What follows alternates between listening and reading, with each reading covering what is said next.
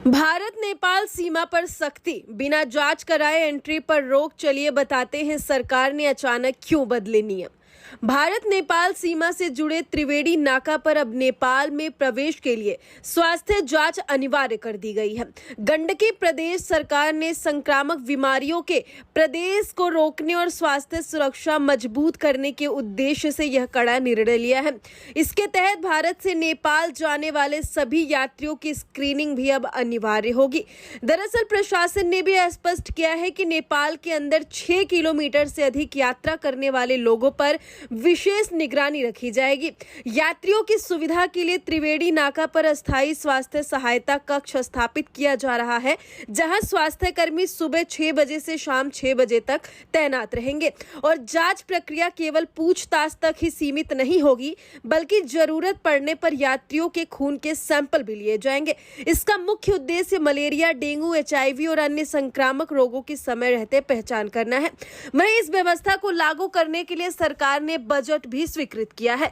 नवलपरासी जिला स्वास्थ्य कार्यालय के प्रमुख केशव चापागाई के अनुसार स्वास्थ्य मंत्रालय के निर्देश पर सहायता कक्ष के लिए लगभग 5 लाख रुपए और भवन निर्माण के लिए 6 लाख रुपए का प्रावधान किया गया है और यह शक्ति केवल त्रिवेणी नाका तक सीमित नहीं है। उत्तर प्रदेश से सटे सोनौली बॉर्डर, कुशीनगर और ठूठीबारी बॉर्डर महाराजगंज पर भी स्वास्थ्य जांच को लेकर सख्त निर्देश जारी किए गए हैं।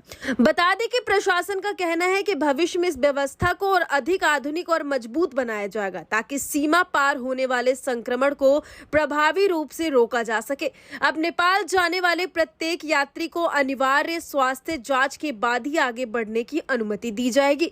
वहीं अगर नेपाल सरकार की बात करें तो जब से नेपाल के PM बालेन शाह बने हैं, उसी वक्त से विपक्ष के निशाने पर भी है। उनकी नई सरकार पर नेपाल की संसद को कमजोर करने के अब आरोप लग रहे हैं।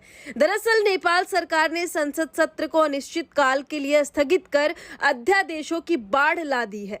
इससे विपक्षी दल भड़के हुए हैं। इससे पहले उम्मीद की जा रही थी कि बालेन शाह सरकार जल्द ही बजट सत्र बुला सकती है, लेकिन रातों रात इसे स्थगित कर दिया गया। मंगलवार को नेपाली कैबिनेट ने राष्ट्रपति रामचंद्र पौडेल को सहकारिता और संवैधानिक परिषद से संबंधित 2 अध्यादेशों को मंजूरी देने की सिफारिश की थी। इसके एक दिन बाद विश्वविद्यालयों, स्वास्थ्य सेवा और मौजूदा नेपाली कानूनों में संशोधन से संबंधित अतिरिक्त अध्यादेश भी राष्ट्रपति को मंजूरी के लिए भेजे गए।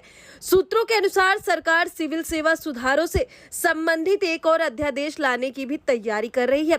इस कदम से व्यापक आलोचना शुरू हो गई है, जिसमें विपक्षी दल और संविधान के जानकार सरकार पर संसद को दरकिनार करने और लोकतांत्रिक मानदंडों को कमजोर करने का आरोप लगा रहे हैं। अब सवाल यह है कि आखिर नेपाली संसद का सत्र दोबारा कब से शुरू होगा, तो इस पर अनिश्चितता बनी हुई है। हालांकि बालेन शाह सरकार ने पहले 30 अप्रैल से संसद सत्र बुलाने की सिफारिश की थी, लेकिन कुछ ही दिनों बाद उसने अपना फैसला बदल दिया और बैठक स्थगित कर दी।